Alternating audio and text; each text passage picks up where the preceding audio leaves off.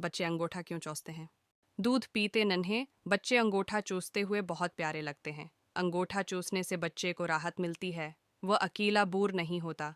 1 साल से कम उम्र के बच्चों का भूखा या अकेला होने पर अंगूठा चूसना कोई अजीब बात नहीं है। अंदाज़ा है कि 90% से ज़ायद बच्चे अंगूठा चूसते हैं। अक्सर बच्चे जूं जूं बड़े होते हैं इस आदत को छोड़ देते हैं। एक सर्वे के मुताबिक तकरीबन 46% बच्चे 4 साल की उम्र तक अंगूठा चूसते हैं।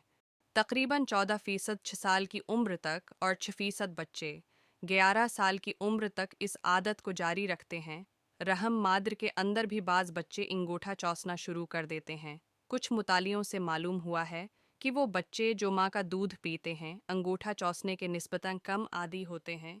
कुछ बच्चे मखसूस औकात में अंगूठा चूसते हैं, मसलन जब उन्हें नींद आ रही हो या जब वो सो रहे हों, भूख की हालत में और गैर महफूज समझने की सूरत में अंगूठा चूसते हैं।